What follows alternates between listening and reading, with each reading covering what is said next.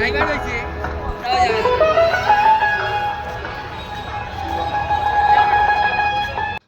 Everyone, good morning. তো চলো, এখন বাজে হলো ভোর 3:30, আর আমাকে এখন সকাল সকাল উঠতে হচ্ছে, কারণ আজকে সরস্বতী পুজো।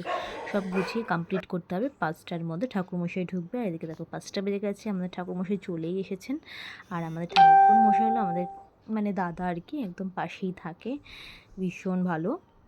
সে সকাল সকাল পুজো করে দিয়ে গেছে, কারণ আমার ছোটো ছেলে অনেকটা ছোট, যেহেতু লেট হয়ে যাবে আর পূর্ণিমাও ছেড়ে যাবে, তার জন্য পূর্ণিমা না, সরি ভুল বলে ফেলেছি, পঞ্চমী ছেড়ে যাবে, তো তার জন্য তাড়াতাড়ি করে পুজো করে দিয়ে গেল। আর এদিকে দেখো ও কত সুন্দর বসে বসে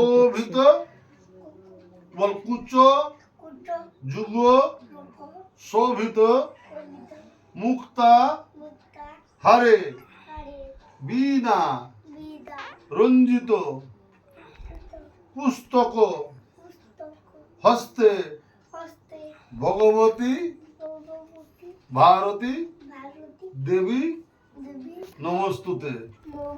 ওই শালা পুস্তক হস্তে বলেছে, যদি বই হাতে না। কত সুন্দর মন্ত্র পড়লো, বেশ সুন্দর ধরে ধরে পড়িয়েছে দাদা। তো তারপরে চলছে এখন মায়ের আরতি। সকাল সকাল মানে ঘুম থেকে ওঠার সাথে সাথে একদম ভোরের আলো ফুটে গেল, এমন অবস্থা। তো এখন আমাদের আরতি হচ্ছে, এরপরে পুজো টুজো সব কমপ্লিট হয়ে যাবে। তোমরা দেখতেই পাচ্ছ বেশ সুন্দর করে মানে যা যা লাগে সবটাই ভাবেই করা হচ্ছে। আর এদিকে একটু ধুনুতে জল পড়ে গেছিলো বলে এইভাবে জ্বলছিল, তাদের বেশ ভালোই লাগছিলো দেখতে। তারপরে পুজো টুজো হয়ে যাওয়ার পর একটু চা খেয়ে নিলাম। চা খেয়েও পুরো একদম ঘুম ঘুম চোখ, কিন্তু কিছু করণীয় নেই, কারণ যেতে হবে সকাল সকাল, ছেলের স্কুলে যাওয়ার আছে। তো সব কিছু রেডি করে ঘরে সমস্ত কাজ করে রান্না করে এখন বেরিয়ে পড়লাম ছেলের স্কুলে। দেখো যাচ্ছি এখন ছেলের স্কুলে, পুজো আছে প্লাস ফুড প্যাকেজিং হবে, মানে দেবে আর কি, তো তার জন্য চলে গেলাম। আর দেখো একদম আনন্দ ঠানন্দ করে স্কুলে চলেও এসেছি। ছেলে তো ভীষণ মজা পেয়েছে, কারণ এটার ফার্স্ট টাইম পুজো, আর ওর সাথে সাথে আমরাও ভীষণ আনন্দ লাগলো, কারণ ছোট্টোবেলাটা একটু ফিরে আসলো মনে হলো। আর ওদের ফুড প্যাকেজিংয়ে দিয়েছিল হলো আলুর দম, পোলাও আর গজা। তারপরে সন্ধ্যাবেলায় একটু রেস্ট টেস্ট নিয়ে সন্ধ্যাবেলায় বেরিয়ে পড়লাম টালাপত্রায় ঠাকুর দেখতে। এখানে প্রচুর ফেমাস আমাদের নর্থ কলকাতার টালাপত্রায়। আর এখানে যেহেতু শতবর্ষ পূর্ণ হয়েছে, তার জন্য ভীষণ বড় করেই এবারে সরস্বতী পুজোটা হয়েছে। বিভৎস পরিমাণের ভিড়, মনে হচ্ছিলো কি দুর্গা পুজো, কিছু বলার ছিল না, এতটাই ভিড়।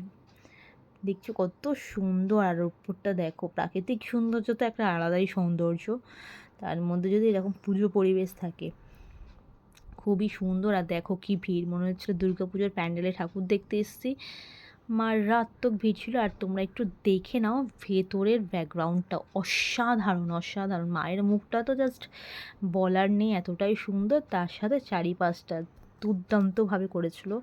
এই একটা ঠাকুর দেখার জন্যে অত দূরে গেছিলাম, আমাদের এখান থেকে যথেষ্ট দূর, অনেকটাই। খুবই সুন্দর, খুবই সুন্দর। আর এবারে এখানেই হবে, মানে শতবর্ষের পুজোর এখানে দুর্গাপুজোটাও বিশাল বড় করে হবে।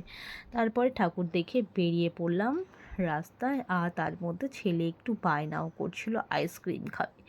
তো ঠান্ডা তো প্রচণ্ড লেগেছে ওই, কিন্তু তার মধ্যেও বায়না কি আর শোনে, তো একটু আইসক্রিম খেয়ে নিল, সাথে আমরাও একটু গলাটা ভিজিয়ে নিলাম, কারণ এতটাই সত্যি কথা বলতে নামেই শীত, শীতের কোনো বংশ নেই, প্রচণ্ড গরম লাগছিলো। এই করতে করতেই বাড়ি ফেরার পথে পৌঁছালাম।